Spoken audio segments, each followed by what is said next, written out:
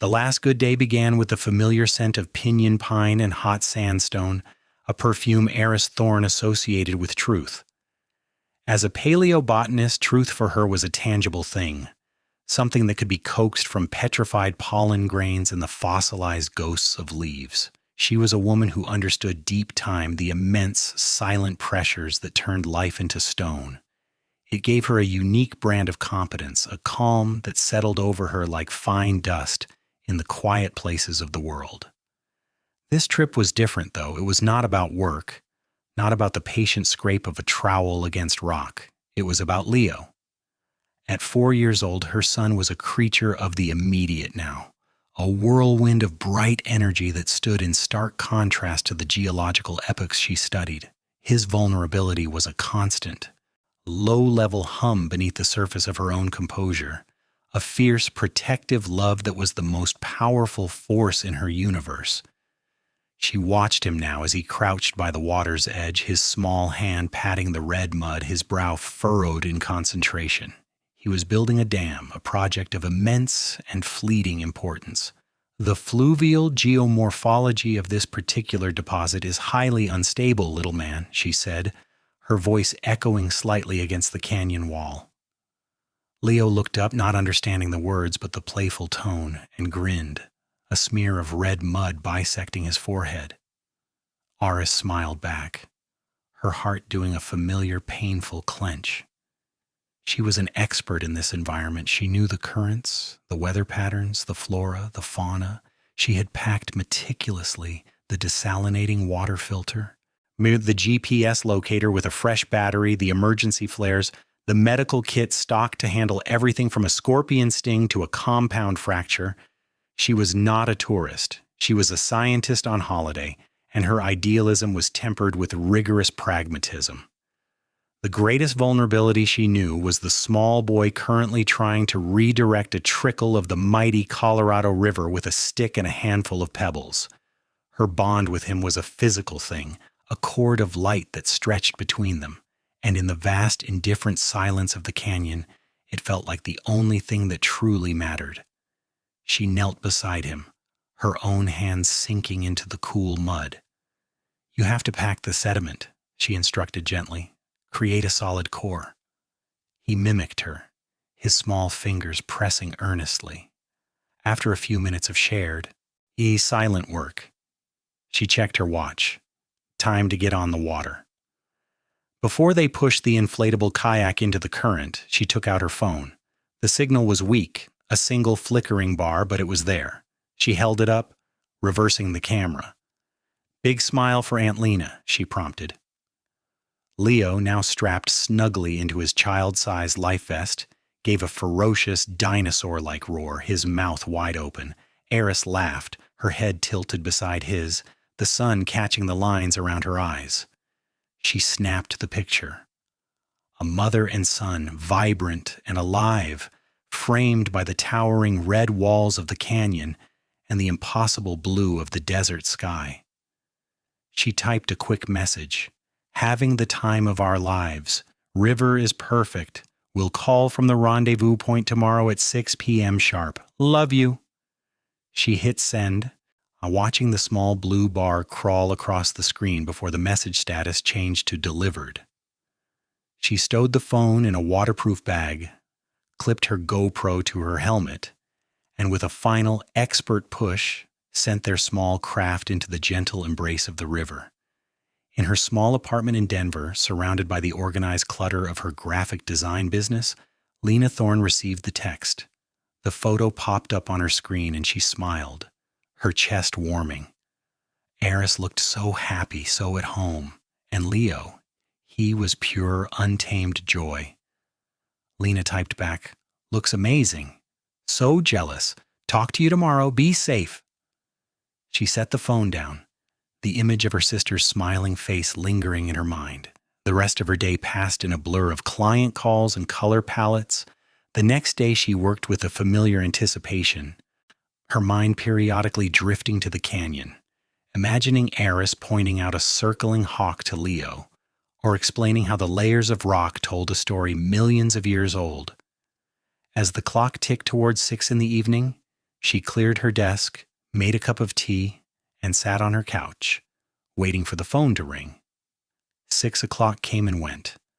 Lena felt the first tiny prickle of unease. She rationalized it away instantly. Aris was probably just running late, caught up in packing the gear. Or maybe the rendezvous point had a weaker signal than she'd anticipated. She'll call at 6:30, Lena told herself. 6:30 passed in silence. The rationalizations became more effortful. Maybe they decided to camp one more night.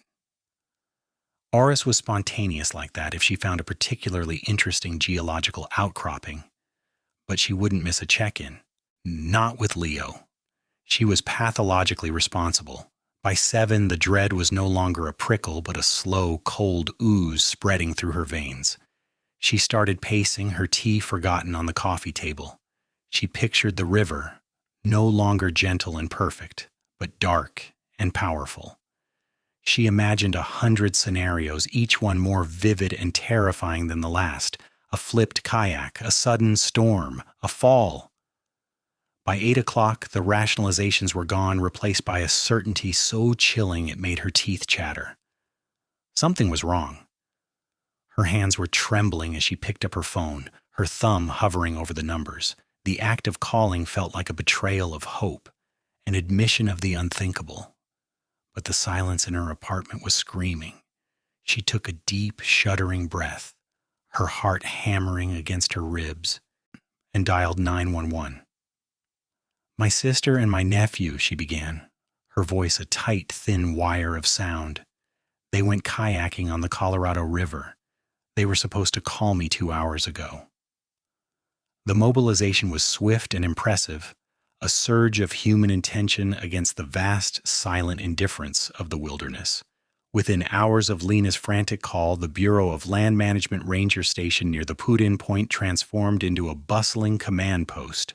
Search and rescue vehicles, white and orange beacons of hope against the dusty landscape, kicked up clouds of red dirt as they arrived. A state police helicopter chopped the air overhead, its blades beating a rhythmic tattoo of urgency. Detective Harding, a man whose face seemed carved from the same weary but resilient rock as the canyons he policed, oversaw the operation. He was methodical, his voice a low, steady calm in the storm of activity. On a large topographical map spread across the hood of his truck, he drew lines and circles coordinating the deployment of an army against what felt increasingly like a ghost. The scale was immense.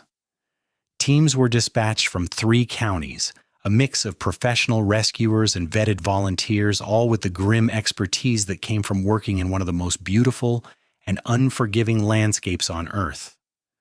The methodology was a textbook example of modern search procedure, a complex dance of technology and instinct. The primary search area was a 20-mile stretch of river, from Aris's last known position to the designated takeout point. Grid patterns were established on both banks, each a square kilometer to be meticulously swept by ground team.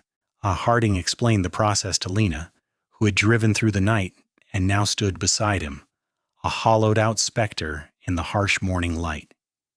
He pointed to the map. Each team walks a transect, spaced 20 meters apart. They're looking for anything, a piece of clothing, a paddle, footprints, any sign of passage. The helicopter began its aerial sweeps, flying low over the river, its observers scanning the water and the shore with gyro-stabilized binoculars. A second aircraft equipped with FLIR, forward-looking infrared, was scheduled for a night flight, hoping to catch a heat signature against the cooling desert floor. K-9 units were brought in, their handlers giving the dogs a piece of Leo's clothing that Lena had brought from Aris's home. But the handlers were grimly realistic. In the dry, baking heat, scent dissipated quickly.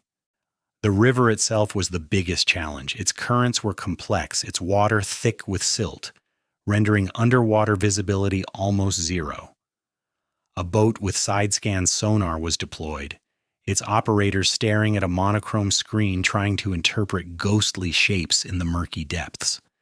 Every technique had its limitation. Every piece of technology was humbled by the sheer scale and ruggedness of the terrain. The canyon walls, a billion years of history written in their strata, seemed to absorb the radio chatter, the helicopter noise, the human shouts, and return only a profound, unnerving silence. For a young volunteer named Mark, on his fourth search in as many years, the reality on the ground was a grueling ordeal of sweat and frustration. His section of the grid was a brutal landscape of thorny mesquite and loose scree that slid under his boots with every step. The sun was relentless, a physical weight pressing down on his head and shoulders. He moved slowly, his eyes scanning back and forth in a practiced rhythm, trying to see past the overwhelming sameness of the landscape.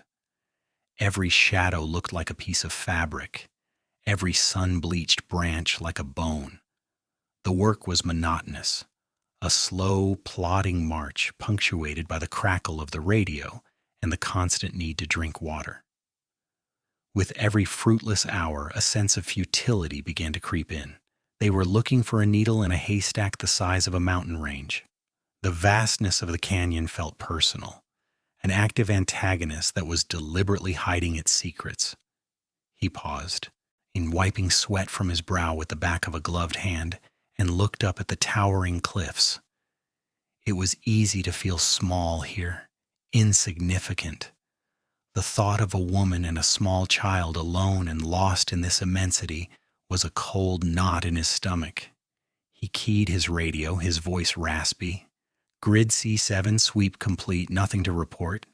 Proceeding to C8. The reply was a clipped professional acknowledgement. The army marched on, but the ghost remained elusive. Lena spent those first 48 hours at the command post, a purgatory of flickering screens and static-laced radio transmissions. She existed on bitter coffee and the forced kindness of strangers. Detective Harding was her reluctant anchor. He never offered false hope, only procedural updates. The sonar boat has cleared Section 4. Nothing. The aerial team is refueling. The dogs lost the scent a quarter-mile from the put-in. Each update was a small death, another sliver of hope shaved away. She watched the searchers on the digital map, their icons blinking slowly across the unforgiving topography. They were an extension of her own desperate will, her own frantic need to find her family. Yet she was helpless, trapped behind the yellow tape that cordoned off the operational area. She listened to the disembodied voices on the radio, trying to glean some meaning from the clipped jargon. She memorized the contours of the map, tracing the river's path with a trembling finger, her mind populating every side canyon and rapid with nightmarish possibilities. She was living in a state of suspended animation, her entire existence narrowed to the next radio call, and the next update from Harding. The professional, organized chaos of the search was a thin veneer over the terrifying truth that lay beneath.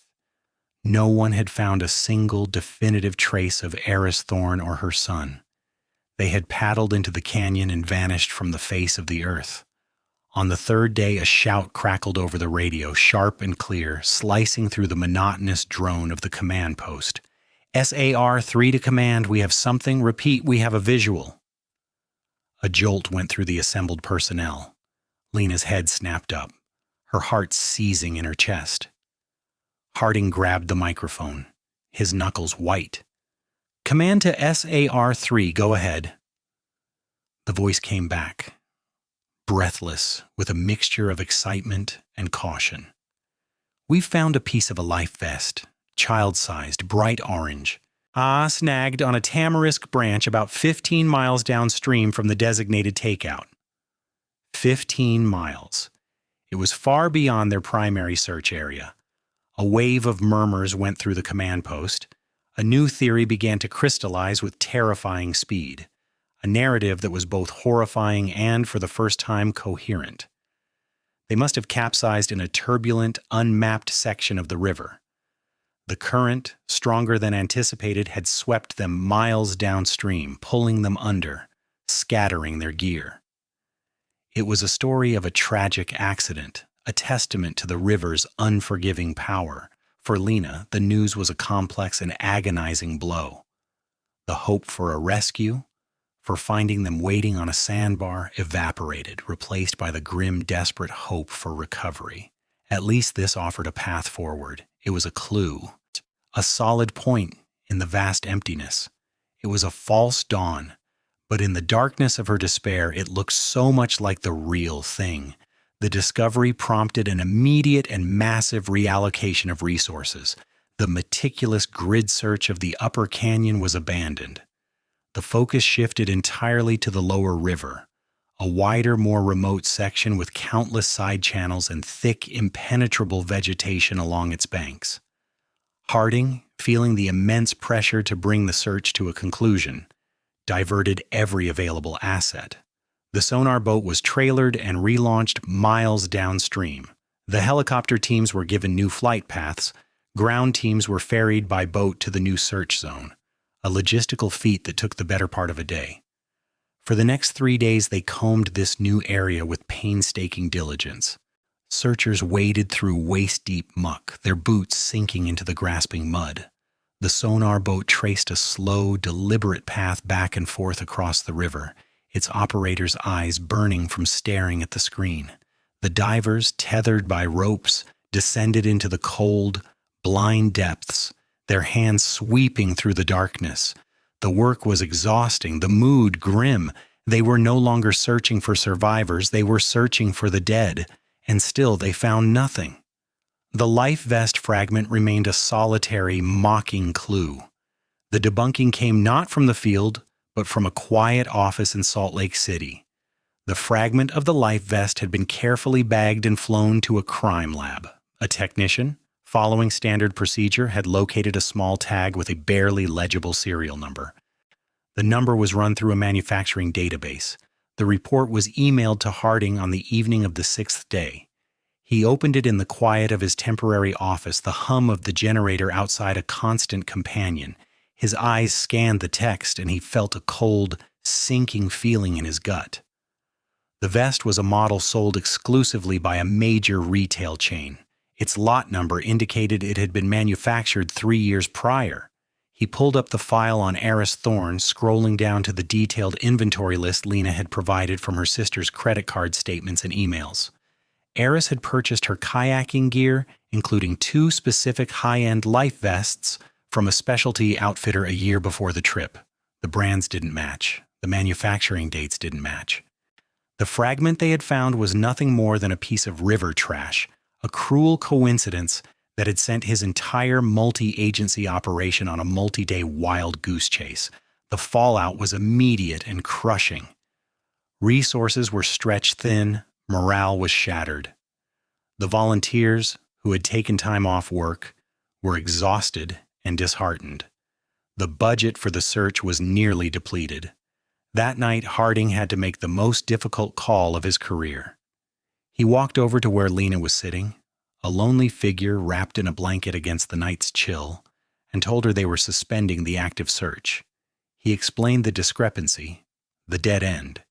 He watched as the last fragile flicker of hope in her eyes died, leaving behind an emptiness that mirrored the vast dark canyon around them.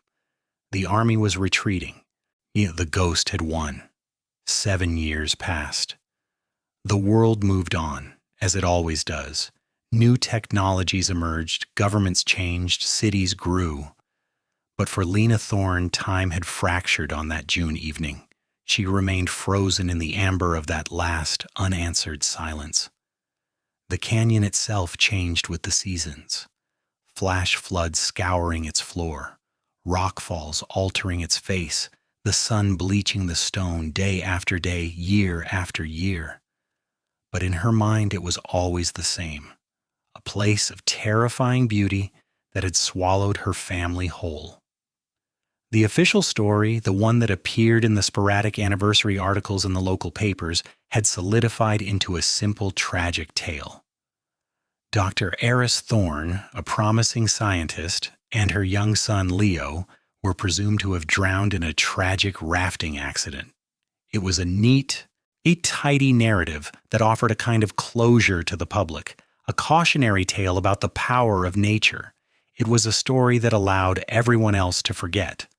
For Lena, it was a lie a comfortable fiction that papered over 1,000 unanswered questions. She knew Aris.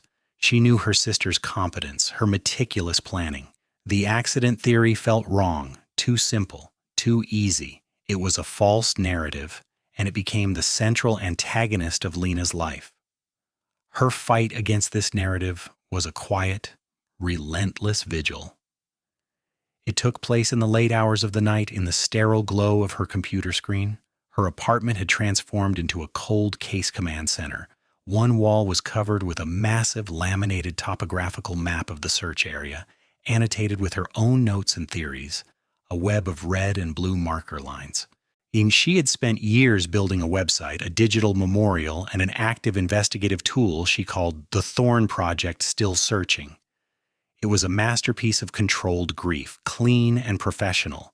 It featured smiling photos of Aris and Leo, detailed timelines, and scans of every official document she had managed to obtain through Freedom of Information Act requests. The heart of the site was her blog, where she systematically deconstructed the official theory. In one post, she detailed the flawed life vest lead, including meteorological data showing no significant weather events that could have caused a capsize. In another, she posted her own interviews with other rafters who had been on the river that week, none of whom had seen or heard anything unusual. She'd even tracked down the retired Detective Harding, cornering him in a coffee shop.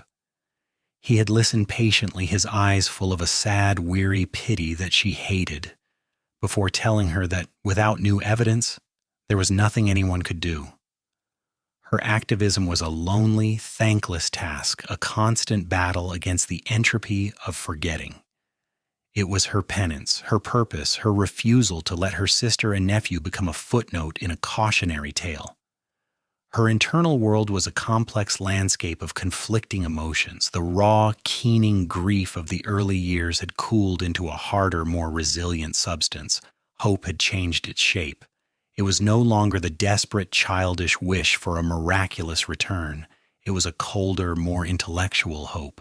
The hope for a clue, for a piece of information, for a single fact that would shatter the false narrative and reveal the truth, no matter how terrible that truth might be. Grief was a constant companion, a dull ache behind her ribs that sharpened on birthdays and holidays, but it was interwoven with a stubborn, burning anger. Anger at the river, at the failed search, at the world that had so easily accepted their disappearance. She held on to their memories with a fierce, possessive love. She remembered the sound of Aris's laugh, the specific way Leo would mispronounce the word spaghetti. These small, perfect details were her shield against the encroaching silence. In her darkest moments, she wondered if she was clinging to a ghost, sacrificing her own life to a mystery that would never be solved. But then she would look at the photo on her desk, the one Aris had sent from the river's edge, and she would feel a renewed surge of conviction. They were not a story. They were real, and they deserved the truth. The unlikely messengers were two graduate students named Chloe and Ben, and they were in that remote section of the Utah-Colorado border for reasons that had nothing to do with the Thorne case. They were mapping sedimentary layers in the lesser-known tributaries of the Escalante River system, a project for their master's thesis in geology. They were young, academically focused, and more interested in the stories told by rocks than by people. They had hiked for 2 days to reach this specific location, a dry, sun-baked arroyo, a deep scar in the earth that, according to hydrological charts, had been carved by a series of exceptionally violent flash floods over the last few decades, the most recent of which was a 100-year flood that had raged through the area 7 years prior. No, the place was desolate, silent, save for the buzz of insects and the whisper of the wind through the sparse sagebrush. The discovery was entirely accidental. They had finished their survey for the day and were packing their gear. Ben, distracted as he argued with Chloe about the classification of a particular sandstone formation, took a step backward and felt the ground give way beneath his boot. It wasn't a fall, just a sudden sinking of about 6 inches into a patch of earth that looked solid but was in fact a hollow space crusted over with dried mud. He grunted in annoyance, pulling his leg out. In the small crater his boot had created, something dark and angular was visible. "What the hell?" he muttered, crouching down. He scraped away the hardened, cakey mud with his fingers. It felt like plastic. Curious, he dug around it, unloosening the object from the grip of the compacted sediment. He pulled it free. It was a blocky, mud-encased object about the size of a deck of cards. He turned it over in his hands. A small circular glass lens was embedded in one side. Chloe peered over his shoulder. "Is that a camera?" Using the edge of his rock hammer, Ben carefully chipped away more of the hardened mud. The iconic shape and branding slowly became visible. It was a GoPro. It was an older model, its casing scuffed and battered, but it seemed remarkably intact. They stared at it, the silence of the arroyo deepening around them, a piece of modern technology buried a foot deep in sediment, miles from any paved road or designated trail. The slow dawning of its significance was a palpable thing, a change in the very atmosphere. This wasn't just lost property. This was an artifact, a message in a bottle from a forgotten story. Their internal debate began immediately. Ben's first instinct was the finder's keeper's impulse of a young man. "We should see if the memory card is okay," he said, already fiddling with the casing. "Maybe there's some cool footage on it." But Chloe, more cautious, stopped him. "Wait," she said, her voice low. "Think about where we are. Think about how this got here. Someone lost this. Maybe something bad happened." The camera suddenly felt heavier, imbued with a sense of gravity and consequence. They knew the history of the region, the stories of hikers and explorers who had vanished into the wilderness. To pry into the camera's contents felt like a violation, a desecration of a potential tragedy. Their academic curiosity warred with a growing sense of responsibility. The journey back to their truck was different. The discovery had changed the character of their trip.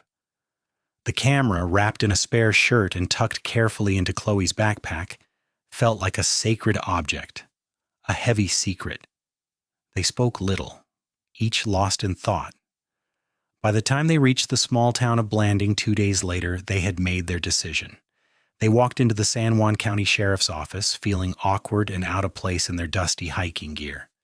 The deputy at the front desk, a man with a thick mustache and a placid expression, looked up from his paperwork with mild interest. Chloe unwrapped the camera and placed it on the counter. We found this," she said, "buried in an arroyo about 30 miles from here." The deputy picked it up, his expression unchanging. He saw lost tourist items all the time. "Yeah, all right," he said, reaching for a property tag. "I'll put it in lost and found. You can leave your contact info, but don't hold your breath." Ben, however, insisted. "It was buried deep," he said, "in flood sediment. It's been there a long time." Something in the student's earnestness made the deputy pause. He turned the camera over, his thumb wiping away a streak of dried mud from the back. He saw the faint etching of a serial number. With a sigh of practiced procedure, he turned to his computer and began typing the number into the National Database for Lost and Stolen Property, which was cross-referenced with active FBI and NCIC case files. He expected nothing. But then the screen blinked and a new window popped up, flagged in red. It was a cold case file from the Colorado Bureau of Investigation, case number 774-B. Were to missing persons, Aris Thorne, Leo Thorne. The deputy's placid demeanor vanished, replaced by a sudden, sharp alertness. He looked from the screen to the battered camera on his desk. He picked up his phone. The first person he called was his sheriff. The second call he made was to a number in Denver, to the desk of a detective who was just 3 months away from retirement. The GoPro arrived at the Colorado Bureau of Investigation's forensic laboratory in a sealed evidence box. It was assigned to Dr. Anya Sharma, the lab's lead forensic paleontologist.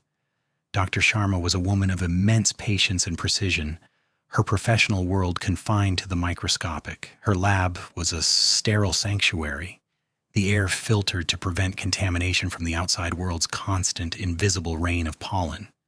She placed the mud-caked camera under a fume hood and began the painstaking process of cleaning its exterior, using dental picks and soft brushes to remove the sediment layer by layer.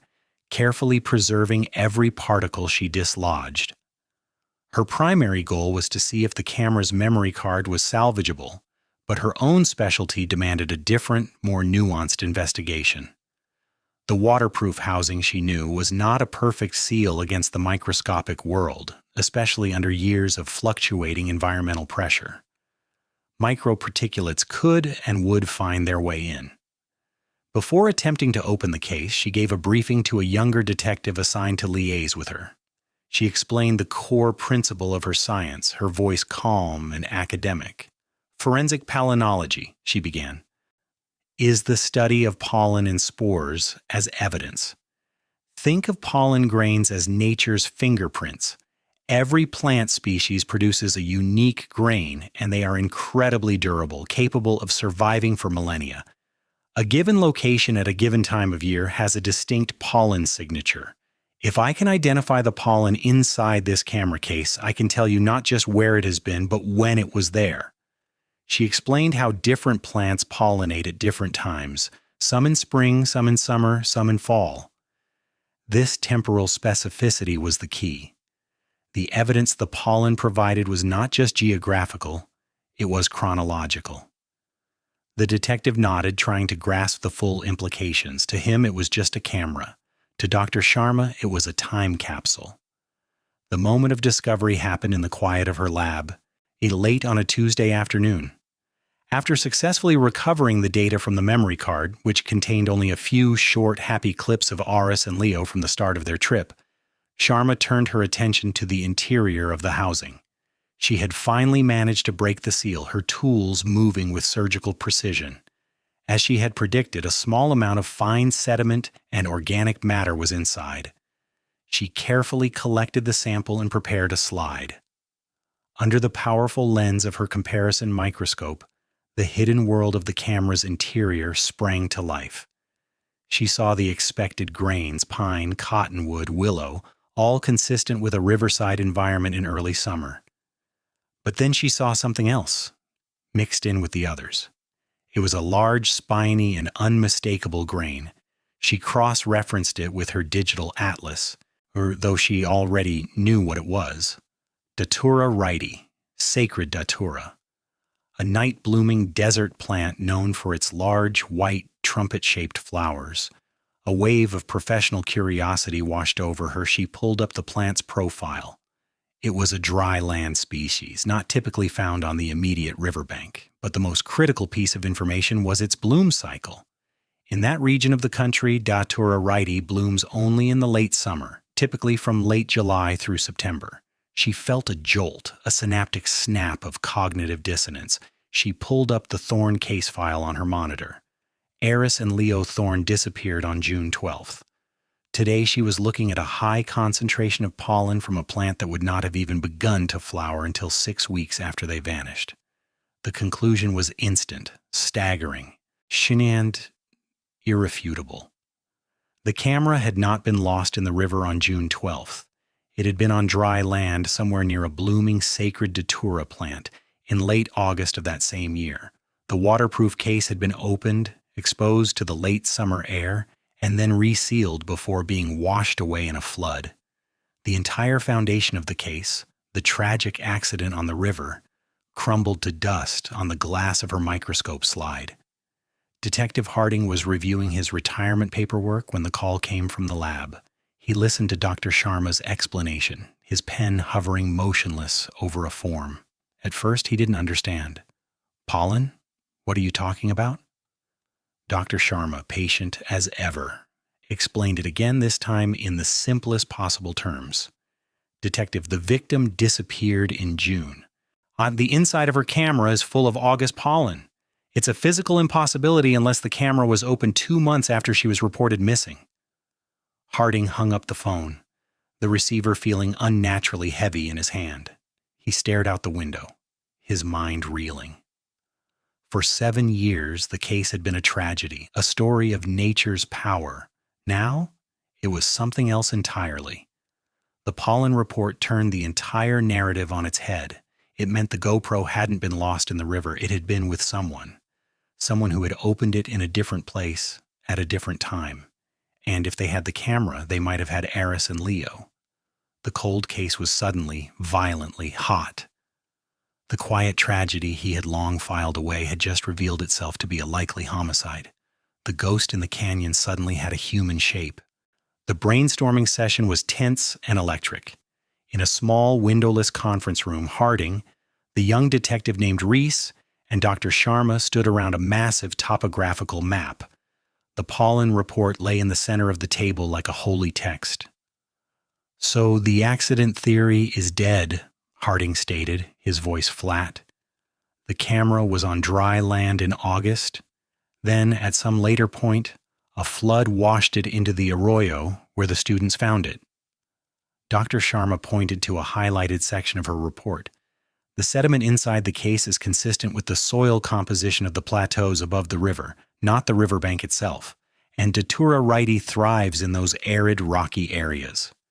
Reese traced the path of the arroyo on the map with his finger, moving upward against the flow of the ancient flood. "So the primary location, the place where the camera was opened in August, has to be somewhere in the drainage basin of this specific arroyo." The puzzle had transformed. They were no longer looking for a body in a river. They were looking for a location on a map. Their new methodology was a fusion of old-fashioned detective work and modern science. Dr. Sharma worked with a hydrologist from the State University to build a detailed computer model of the 100-year flood event from 7 years ago. They input topographical data, soil absorption rates, and meteorological records to simulate the flood's path and power. The model generated a probability map, a series of color-coded zones indicating the most likely origin points for debris that would have been deposited in that specific arroyo. The highest probability zone was a remote, as 20-square-mile plateau of rock and juniper, a place accessible only by a long-forgotten ranching road or a grueling cross-country hike. While the scientists worked, Harding and Reese began a deep dive into records. They pulled every BLM permit, every mining claim, every property deed, and every hunting license issued for that section of the county going back 20 years. They were building a ghost map, populating the empty, rugged landscape with the names of anyone who might have had a reason to be there. The new search was fundamentally different from the first. It wasn't a massive army of volunteers. It was a small, specialized team of forensic investigators and experienced trackers. They drove up the winding, barely passable dirt road to the edge of the plateau. The air was thin and dry, the silence profound. They weren't looking for a life vest or a paddle. They were looking for signs of human habitation, a campsite, a cabin, a shelter. The terrain was difficult, a maze of small canyons and rocky outcrops. For 2 days, they found nothing but deer tracks and coyote scat.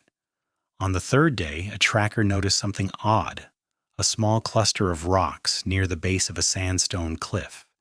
They were weathered, but their arrangement seemed unnatural, too deliberate. The team brought in ground-penetrating radar. The device showed an anomaly, a disturbance in the soil about 4 feet down. They began to dig. The discovery unfolded in a series of slow, heartbreaking stages. First, the shovels uncovered a layer of rotting canvas, a tarp. Beneath it, the soil gave way to the unmistakable, tragic shape of human bones. The on-site forensic anthropologist, working with delicate brushes, quickly confirmed they were the remains of an adult female, consistent with the height and age of Aris Thorne. A palpable sense of somber resolution settled over the team. They had found her. They had solved the mystery of her disappearance. As they continued the careful, methodical excavation, clearing the dirt from around the skeleton, one of the investigators let out a soft gasp. Lying nestled within the curve of the pelvic bone, preserved by the dry earth, was a small object. He carefully lifted it with gloved hands. It was a child's toy, a plastic dinosaur, a faded blue apatosaurus. Reese, who had memorized every detail of the original case file, recognized it instantly. Lena Thorne had described it with perfect clarity. Leo's absolute favorite toy, the one he never went anywhere without. The discovery of Aris's remains had been a tragic confirmation. The discovery of the toy was a paradigm shift. It proved Leo had been at this spot. But more than that, it was a piece of evidence that screamed human intervention. A child's toy doesn't get accidentally buried 4 feet deep with a body. Someone had placed it there. A mourner, a captor, a killer. The second clue had been unearthed, and it pointed directly to a shadowy, unknown antagonist. The hunt for the shadow began with the dinosaur toy. It offered no forensic evidence, no prints, no DNA, but it irrevocably shifted the investigation from a what to a who. Who had been on this remote plateau 7 years ago?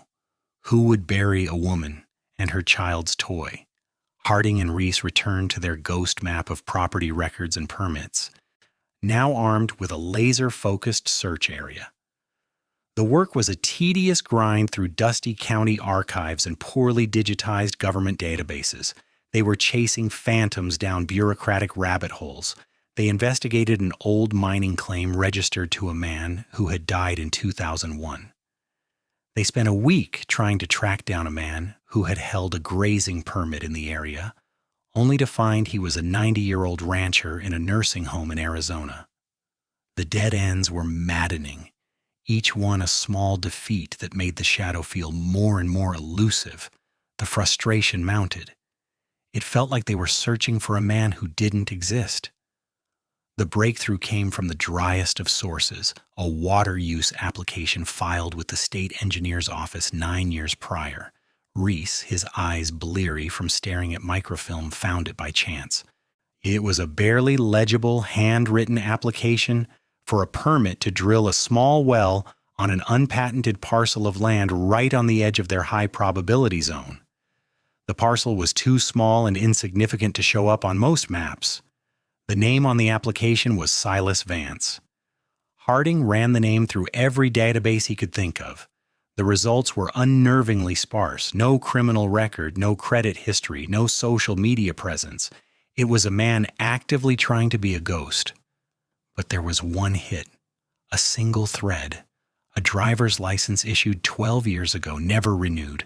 The photo on the license showed a man in his late 30s with intense, haunted eyes and a grim set to his jaw.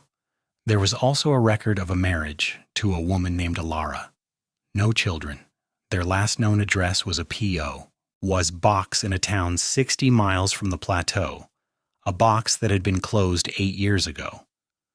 With this fragile lead, Harding shifted to old-fashioned police work. He took the DMV photo to Blanding, the small town nearest the plateau. He spent a day showing it to old-timers in coffee shops, gas stations, and the local general store. Finally, he found him. A retired store owner named Earl who squinted at the photo for a long moment before nodding slowly. "Yeah, I remember him. Him and his wife. The quiet ones," Earl said, his voice raspy. "Used to come in here maybe twice, 3 times a year, stocked up on flour, salt, canned goods, always paid cash, looked like the world had worn them down to the bone."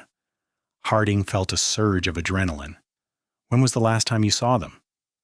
Earl thought for a moment, stroking his chin. Must be 7 years now. Yeah, about 7 years. One day they just stopped coming." Before the confrontation, Harding and Reese dug deeper, building a profile of the Vances from the few digital crumbs they had left behind. Silas had a history of failed small businesses and a deep-seated distrust of the government. Alara's records showed a series of heartbreaking medical entries from over a decade ago, multiple miscarriages, followed by a diagnosis of infertility. They were a couple who had been broken by the world and had retreated from it seeking solace in isolation. They weren't monsters. They were desperate people, living on the frayed edges of society, scraping by in poverty and grief. This context didn't excuse what they might have done, but it provided a tragically human motive, a socio-economic and emotional desperation that made the shadow on the plateau feel terrifyingly real. The drive to the Vance property was a slow crawl up a road that was more a rumor than a reality. Harding's SUV bucked and scraped over rocks and ruts, kicking up a plume of dust. They found the cabin tucked into a small hollow, almost invisible against the landscape. It was a small ramshackle structure made of salvaged wood and corrugated tin, with a thin curl of smoke rising from its stone chimney. A man and a woman stood in the yard, alerted by the sound of the engine. They were older than their photos, their faces weathered by sun and hardship. It was Silas and Alara Vance. Harding and Reese got out of the car, the silence broken only by the crunch of their boots on the dry ground. There was no aggression, just a deep, profound weariness in the couple's eyes. Harding didn't draw his weapon. He simply began to talk, his voice calm and steady. He laid out the evidence, the location of the body, the science of the pollen, the timeline that proved Aris Thorne had died on this plateau. He didn't accuse. He just stated the facts he knew to be true. Silas Vance listened, his face a mask of stone. Alara began to tremble, her hand going to her mouth. Finally, Silas's shoulders slumped in a gesture of utter defeat. He looked at Harding, his haunted eyes devoid of any fight. He confessed. "We didn't kill her," he said, his voice a low, rough whisper. "We found her, down at the bottom of the little box canyon back there." He pointed with a trembling finger. "She must have fallen, her leg. It was bad. She was delirious. We tried to help her. But we didn't know what to do. We were scared. Scared of you, of the authorities?" He explained that they had waited, hoping she would recover, but she had died a day later. Overcome with panic and the grinding pressure of their poverty, they made a terrible decision. They buried her, and they kept her things, the high-end camping gear, the raft, the food, the GoPro. It was a straightforward story of desperate opportunism, a crime born of fear and poverty. It solved the primary mystery. It explained the pollen. They had opened the camera months later, curious to see what was on it. It explained the burial. Harding felt a sense of grim resolution. The case was closed. It was a tragedy compounded by a series of bad decisions. He nodded slowly, preparing to read them their rights. But as he was about to speak, the image of the small, blue plastic dinosaur flashed in his mind. It was the one detail that didn't fit. A detail of sentiment, not survival. He paused, turning back to Silas, a final pivotal question hanging in the air. "I believe you, Silas, but one thing doesn't make sense." He looked from Silas to the weeping Alara. "What about the boy? What happened to Leo?" The question shattered the fragile composure of the scene. Alara let out a choked, agonized sob. Silas Vance's face, which had been a mask of resignation, crumpled into utter despair. The first barrel of the confession had been fired, solving the mystery of the death. Now came the second. "He was alive," Silas whispered, the words seeming to tear their way out of his throat. "He was fine, sitting right next to his mother. He wasn't even crying." He looked at his wife, where his expression a mixture of love and shared guilt. "Alara, we couldn't just leave him." The full, horrifying truth finally came out, a revelation far more shocking than the murder Harding had suspected. They hadn't killed the boy. They had taken him. They had stolen a life, not ended one. Silas looked at the cabin, his voice cracking as he delivered the final, devastating line. "He's inside. He's 11 now. He thinks we're his parents." The world seemed to tilt on its axis. Harding and Reese stared at the cabin door, their minds struggling to comprehend the enormity of it. The search for Aris and Leo Thorne was over. The search for a little boy named Cody Vance was about to begin. The recovery of the child was a delicate, heartbreaking operation. A child psychologist, a gentle woman with kind eyes, Epochs was flown in by helicopter. She went into the cabin alone. For an hour, the detectives waited, the silence of the plateau amplifying the tension. Finally, the door opened. The psychologist emerged, holding the hand of a thin, pale boy with his mother's dark, intelligent eyes. He looked bewildered, his world dismantled in the course of a single conversation. His name wasn't Leo, it was Cody, and the two people he loved as parents were being put in handcuffs. The reunion with Lena was not the joyful, tear-filled scene of a movie. It took place in a sterile county building days later. When Leo, Cody, saw Lena, he saw a stranger. She saw her sister's face in his, a ghost from a life that had been stolen. It was a meeting freighted with 7 years of grief and trauma, an awkward, painful collision of two realities. He was her nephew, her blood, but he was also a stranger, a child who was mourning the only parents he had ever known. The legal fate of Silas and Alara Vance was swift and decisive. Their defense attorney argued that their actions were born of desperation and a twisted, misguided love. But the law was clear. They were charged with kidnapping, unlawful imprisonment, and desecration of a human body, among other things. Their profound humanizing context was a motive, not a defense. They were sentenced to long overlapping terms in federal prison, vanishing from the world just as they had forced Aris and Leo to vanish years before. For Lena, the aftermath was a landscape far more complex and challenging than the one she had navigated during her years of searching. The truth she had fought so hard for had arrived, but it was not a simple, cleansing resolution. She had her nephew back, but he was a deeply traumatized child, grappling with a fractured identity and an impossible loss. Her quiet, solitary life was upended, replaced by the demanding, terrifying responsibility of raising a boy who was, in many ways, a stranger. The grief for her sister was no longer a static memorial. It was an active, living presence, as she saw Aris's mannerisms in a son who had never known her. Months later, on a cool autumn afternoon, Lena and Leo sat on a park bench. He was quiet, as he often was, his eyes watching the other children playing, a gulf of experience separating him from their easy laughter. The silence between them was not always comfortable, but they were learning to navigate it. He had been seeing a therapist, and so had she. They were taking the first tentative steps on a long, uncertain path toward healing. Leo turned to her, his expression serious. "Aunt Lena," he said, the name still feeling new and awkward on his tongue. "Tell me a story about my other mother, the one who studied rocks." Lena looked at him, her heart aching with a familiar mix of love and sorrow. She took a deep breath, pushing past the pain to find the memories that mattered. "She wasn't just a scientist," Lena began, her voice soft. "She was an adventurer.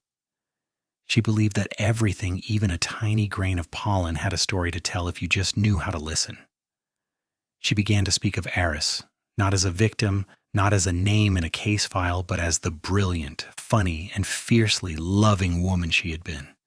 She told him of her sister's laughter, of her passion for the natural world, of the boundless love she had for her son.